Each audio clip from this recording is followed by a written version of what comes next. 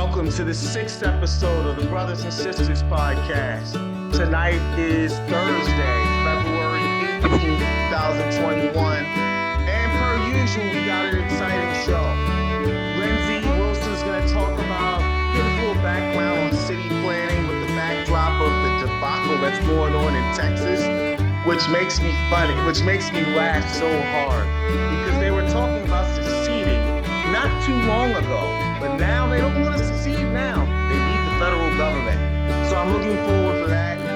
Walter Sells has promised us a spicy, provocative take on black women in the zeitgeist with Serena Williams as the backdrop. There's Black History Month, as you know, or it's just, another podcast for brothers and sisters. But I'm going to continue my legal history or legal representation at the Supreme Court level of black personhood with Plessy today and our special guest who will be chiming in on all of these topics, the esteemed, the venerable Luke Anderson, aka Young Elijah. What's up? Hello. I'm happy to be here. No problem, man. Like I said, I'm glad we got your time, man. You got podcasts for days. I know people are trying to hit you up doing this thing. Come on, man. We go way back. We go way back to what? 18 years old? Sean and I, all was talking about, Sean and I have been friends for a long time. Sean, I think we go back to 88? 89, something like that. And then... Walter, you were a senior when we were freshmen. So that would have been 96 for you? 96? 96. And then Luke, we're 99 right? Yeah, I mean, can I just say too, by the way, like it's nice to see this many black people in one place because I live in Rhode Island. You may not realize this. You all live in like New York, Baltimore,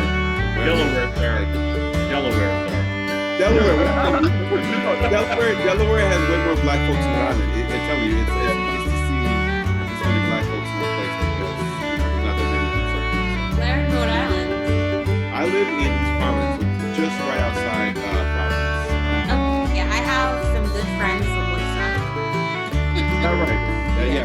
Socket, definitely not a lot of black folks there, but yeah, that's although Rhode Island in general, there's not many black folks. So. You're close to Boston, though, right? I mean, both. It is called Woonsocket. Woonsocket. Is that I think CVS headquarters are there? Yes, exactly. Wow. It's The more you know. well, I mean, it's just a damn travesty, like all the names, like Native American names. You know all the... the indigenous names. I mean, I live right up Wampanoag Trail. Yeah, that's what I'm saying. Don't think started on how the Wampanoag was treated by that shit's just a fucking travesty, It really was. Like, there's refugees around, like white people going around. It's like, we're gonna fuck this shit up. It's just very tough. Yes. It's very tough. So, with that being said, our leadoff hitter, Lindsay Wilson, you want to get us started on, I guess, do you want to give an overview of Texas, or you want to start with city planning in general, or it's your world, you surprise us? I think I can figure it out. So I just want to start by saying that I'm not defending Texas, nor am I a climate change denier. I just think that the way that we're looking at it, we need to delve a little deeper. So I'm going to start with the definition. I'm going to read it from my phone so I don't jack it up. So the difference between weather and climate are not the same thing. Weather reflects short-term conditions of the atmosphere, while climate is the average daily weather for an extended period of time at a certain location. So we've heard a lot of talk about Texas this week and their lack of preparation for extreme weather. Some things I've seen and heard on social media are Texas is a third world country, which is problematic for a few reasons. Does Texas believe climate change now? If this were Chicago, that dust would have been cleared by now. Did they not learn anything from Katrina? So Texas's problem, one, is exacerbated due to deregulation of the power grid. So essentially there are 3 power grids in the United States. There's one for the eastern part of the United States, the western part of the United States, and then Texas has their own power grid. So like the dilemma they're in now is that they have a statewide outage and they cannot import power from anywhere else. But we have to realize that the overall issue isn't just a Texas problem. Currently there are 8 or so states that are experiencing power outages due to extreme cold weather. What Texas is facing is a long-term planning dilemma. So government officials still generally use outdated methods when it comes to weather prediction, policy, and budget. Weather is a chance event until it actually occurs, and probably based on past events is what guides preparation. In the Northeast, you'll see mounds of snow plows, mounds of salt, snow plows, and trucks on the side of the highway because of probability. With climate change, officials will have to be more forward-thinking and planning in red states, blue states, everywhere. We can't say it's a red or conservative problem, because studies show that about 10% of cities in the world with populations over 1 million have climate adaptation plans. So climate adaptation plan focuses on infrastructure changes. So with perpetual extreme weather or patterns of extreme weather, I would like to say, because extreme weather can be caused by climate change or it can be caused by things like changes in like jet streams and things like that. So they're investigating why this actually happened. Climate experts aren't sure yet. They think that it may be linked to the warming of the Arctic, but they haven't definitely said what the issue is. And it doesn't stop at climate change. Right now, we're overbuilding and increasing impervious surfaces. So cities at the bottom of watersheds are essentially screwed because the cost of upgrading and building new reservoirs and pumps in a lot of places are, instead of investing in infrastructure upgrades, they're just taking like lawsuits for like people's ruined cars when it rains too much and everything floods versus actually fixing things. So I get that Texas has a problem and that like we all want to point fingers, but like we really should be asking our own governments what they're doing as far as thinking forward, as far as climate change and upgrading infrastructure. Yeah, I think that's probably the take, particularly in the beginning when you said when this is deregulation, and when you talked about the cities and floodplains or cities, watersheds, I automatically go to New Orleans. And the one thing I think of with Texas and New Orleans is just like, and I know you say you can't look at it this way, but you kind of sort of have to. This is deeply red states, and like you said, like they've done the cost-benefit analysis. They're like, it's much cheaper for us to just take the lawsuits and not invest in the infrastructure. Yeah, exactly. Not invest in the infrastructure than it would to make things better. And then when you said you wanted to do this topic, I was gonna actually do it for one of my morning minutes. So like, I'm glad I can add on to it. There are like a couple of things also. Like there was like a big brouhaha, they're like, oh, like this is like the fault of like green energy in Texas because Texas actually has a lot of wind power, if you can believe it or not. But the overwhelming majority of power in Texas is natural gas. And then nuclear energy and then coal. And then wind power. So they all failed, right? But like to say that like wind failed is the reason why they're here is absurd. Like it was early a failure of all the other ones. Wow, Chinese wind turbines freezing. Yeah. In Pennsylvania don't freeze. So. Yeah, exactly. And that was the point that you guys just made. Like that they're irrelevant here, right? Minnesota has them, right? Alaska's a red state and they have them, right? And it's not the structure itself, it's what Lindsay said in the beginning, the deregulation. It's literally decided to save a buck, local government did. And this is what it resulted in. Right, and I think one thing too is like I think deregulation is a really important thing to focus in on, right? Texas has its own grid. Why? Because it's incredibly lucrative for the energy sector in that state to not be regulated by the government, right? So part of why the natural gas pipelines failed they weren't winterized properly. Mhm. Since there's no standards for as far as like insulating your home, right? As a homeowner in Texas, so it's like very different reality than in many. And by the way, blue states are also guilty of graft and corruption when it comes to like let's not forget that.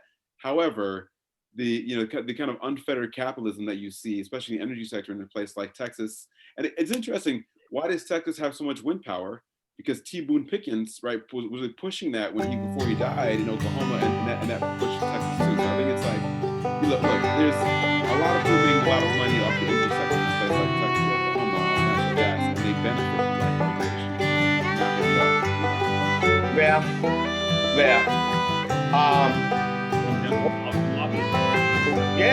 And it's going to happen. There's no way out of this, right? Like they literally just have to wait for the feds to come. They're literally waiting for FEMA to come in and make this happen. And it's just fascinating to me. Democrats, from a political angle, Democrats are already running ads in Texas, talking about instead of winterizing like natural gas pipelines and getting ready and securing the energy grid, Texas pursuing other states to stop the steal, like whatever like politicians are running against. So while I would hope there'd be some collaboration to actually fix the problem, it's already been politicized, and there's hay that's being made of it also. So that's really interesting.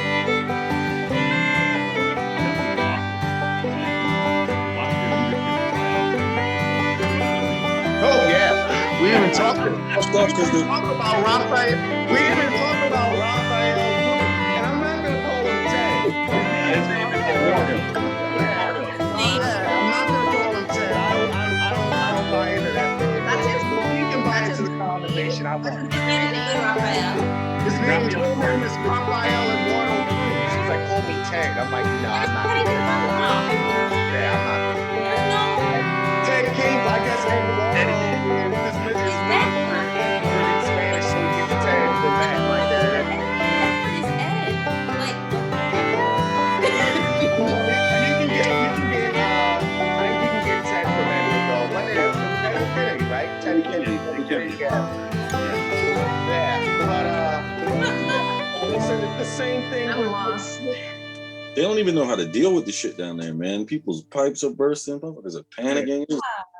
Didn't the same thing happen in Atlanta? Didn't it snow in Atlanta though, and like the city was like shut down because they just didn't know how to deal with it? I think it's Yeah, they couldn't clear the roads. Yeah, they couldn't clear the roads. That's exactly what it was. But yeah. But like, I'm giving everyone a clearing the roads pass because you have to invest money in having all of those things. So if the probability that it's going to snow is less than 1%, cities are going to invest in that. Like, you know how we have the rain tax or whatever? People are going to see that shit and then sue the city. Like, they're going to be like, it never snows here. That makes me think about New Orleans. Like, the conversation was had, like, oh, this design could be dicey, but like, well, they knew that's the issue, and they knew that it was going to happen. It's not like, there's a small probability that these might break. They did break. They knew they were going to break. Yeah. That's the fucked up part is like, our government's unwillingness to invest in like people on that level, or safety or shit like that. It's just, I don't know. They can fly out to Mexico whenever they need to. So Right.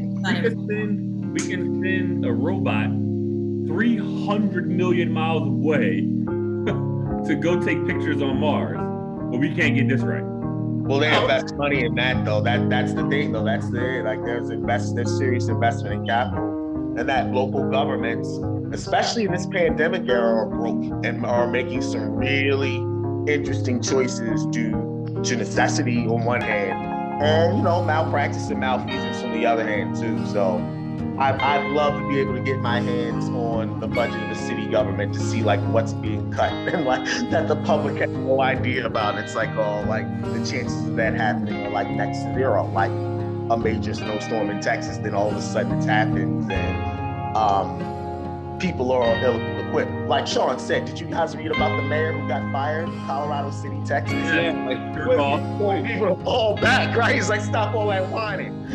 Toughen up. Figure out figure out how to warm your family. Like that's not a Right, there's babies. Wow. Ceilings are caving in, flooded with water. Yeah, exactly. People It's die. freezing. He's like, toughen up. Man, it's like, it's your fault you don't have any power. Like, just don't look to the Power, here you go. poor uber libertarian argument he made. Like, just how he said the quiet part loud. But you know what's interesting about libertarians? I feel like, look, libertarians, like that's an ideology about like to me it's like it's a political ideology that's pretending to be something that's legitimate. It's about selfishness and greed, right? It's like there's a thing as a libertarian in a pandemic, right? As like a libertarian in disaster, right? So this idea that like I don't need the government. Yeah, you can once you have money, sure you can say that, but like how many broke libertarians are there? I don't think that they're that many, right? Like, No, they're not. No, they're not. Most of the libertarians I know are in Silicon Valley or in finance. They don't need the government. We have anything else for this? Lindsay, thank you for city planning and Texas and getting the ball rolling on this. I think this is actually the first. Food is an environmental issue too, if you really want to look at it. But this is the first hardcore environmental issue that we have. Of course, the topic in government, which of course we're always focused on is wanting to be good citizens. So with that being said, I'm gonna stop this one. Fuck Eduardo. Okay.